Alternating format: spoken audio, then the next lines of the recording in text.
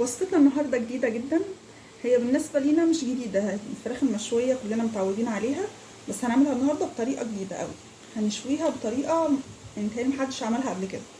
عندي ازازه حاجه ساقعه فاضيه، دي اللي هنشوي عليها الفرخه. ايه ده معقول هنشوي الفرخه على ازازه حاجه ساقعه؟ ايوه، هي دي اللي هنشوي عليها الفرخه، وهتطلع معانا زي الزبده وبتدوب في البق وطعمها حكايه. تمام، خلينا بس نخش في الطريقه على طول ونشوف المقادير بتاعتنا والتوابل بتاعتنا عباره عن ايه، ونتبل بيها الفرخه. وهنوريكم ازاي دلوقتي هندخلها على الازازه الفاضيه دي وازاي هتطلع معانا حلوه. يلا بينا. عندي التوابل هنا، عندي بابريكا، كركم، زعفران باودر، كاري، فلفل اسود، وتوابل فراخ وملح. تمام، وعندي زبادي، كوبايه زبادي، وعندي زيت. هنا الحبهان اسفه الفلفل الاسود الحب وورق اللورا ده هحتاجه هحطه بس مع الفرخه وهو ايه سليم كده. تمام، هنجيب عندي بوله فاضيه او طبق فاضي، هنزل فيها التوابل بتاعتي كلها بالشكل ده. هنزل علبه الزبادي والزيت واخلط كل ده بالشكل اللي احنا شايفينه كده. تمام كده، قلبناها وبقى كده بالشكل ده. عندي هنزلها على الفرخه بالشكل ده، واخلط بقى كويس جدا.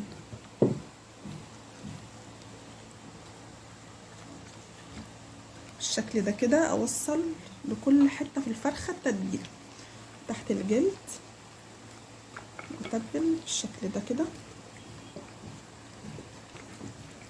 كده تبلناها بالشكل اللي حضراتكم شايفينه من الجنبين ومن جوه بالشكل ده معايا. تمام، هجهز بقى الصينيه وهجهز الازاز عشان اوريكم هنحطها على الازازه ازاي وهندخلها الفرن ايه شكلها عامل ازاي. يلا بينا. كده تبلت عندي الفرخه وازازه الحاجه الساقعه زي ما احنا شايفينها كده، انا حطيت فيها ميه وملح، واحط فيها الفلفل الاسود الحب، يعني هتبل الايه الميه اللي فيها.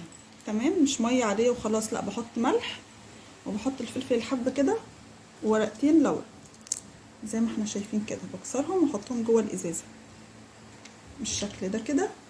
ليه بعمل كده؟ لان البخار اللي هيطلع من الميه ده يعتبر هيسوي لي الفرخه وهيخليها ايه طريه. تمام، فلازم البخار اللي يطلع معاها يكون ايه متبل، ما تكونش ان هو بخار ميه عاديه.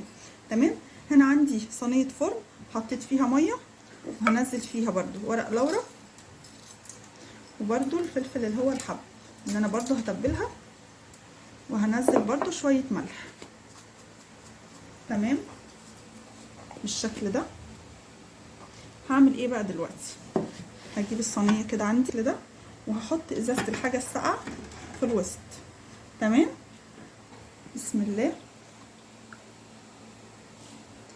والبسها للايه لازازه الحاجه الساقعه كده بالشكل ده. شايفين بالشكل ده كده عندي، شايفين عامله ازاي؟ هي كده هتتشوي بالطريقه دي. هدخلها بقى، بكون مولعه الفرن عندي يكون سخن على اعلى درجه حراره، بحطها في ارضيه الفرن لمده ساعه او ساعه ونص. بعد كده بشوفها استوت معايا ولا لا، ولو استوت تماما بولع لها الشوايه تاخد لون. خليكم معانا، هندخلها الفرن تاخد سواها وهنعمل جنبها رز حلو قوي. يلا بينا نشوف هنعمل ايه. دلوقتي هنعمل بقى الرز بتاعنا. عندي حله على النار هنزل فيها معلقتين كبار سمنه بالشكل ده، معلقتين زيت يسخنوا، هنزل فيهم ايه الرز بتاعي على طول. تمام،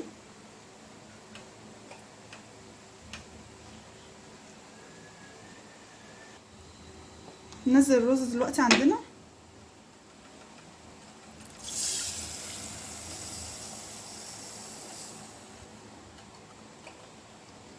هديله تحميصه بقى كويس قوي مع السمنه والزيت، وبعدين انزل التوابل. مش هنزل التوابل دلوقتي،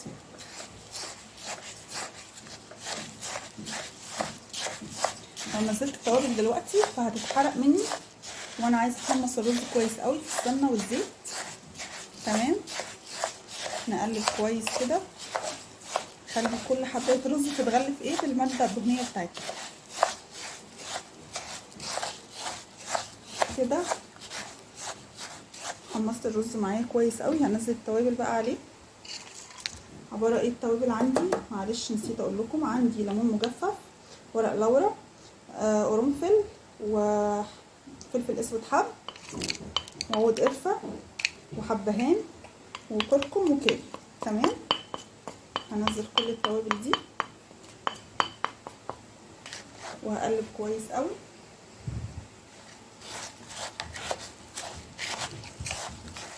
عايزه التوابل بتاعتي ريحتها تطلع وتظهر معايا في الوقت ده. هحط بقى، يا اما لو عندي مرقه هحط مرقه عادي، ما عنديش مرقه هحط ميه مغليه. تمام.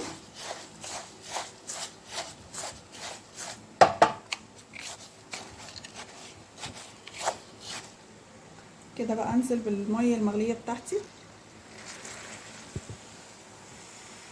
بالشكل ده كده،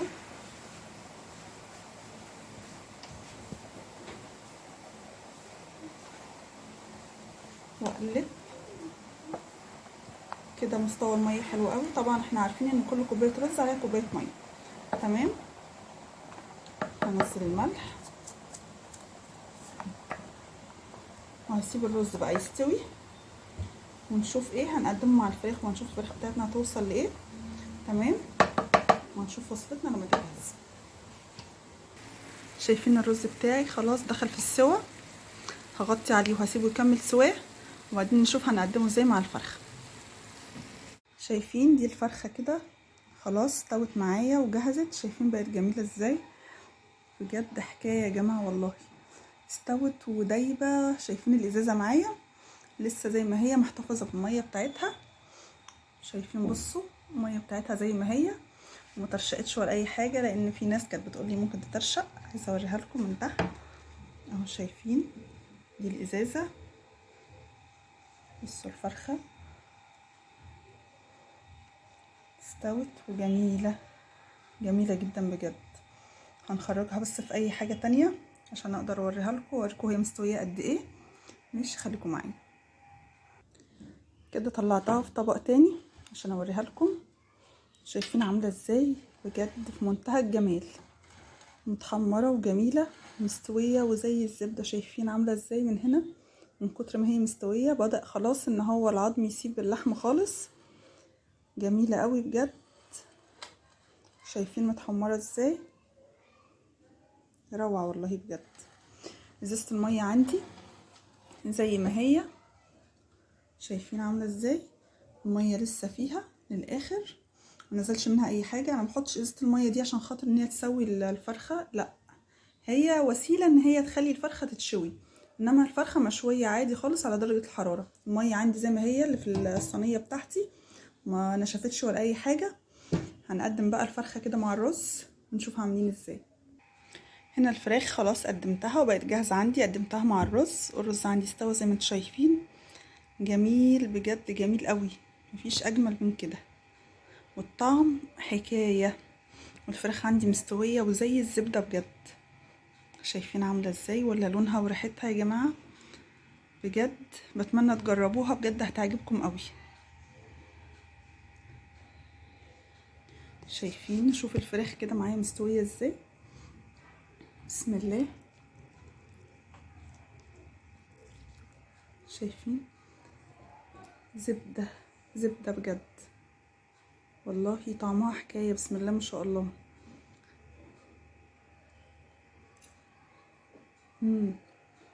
جميله قوي. بتمنى تجربوها، وبتمنى الوصفه تعجبكم وتكون خفيفه وسهله عليكم. ولو عجبتكم ما تنسوش تعملوا لي لايك، واللي لسه مشتركش في القناه يشترك في القناه ويفعل زر الجرس عشان يوصل له كل فيديوهاتي بقوا ايه، وصفاتي الجديده. نتقابل في فيديو جديد، والسلام عليكم ورحمه الله وبركاته.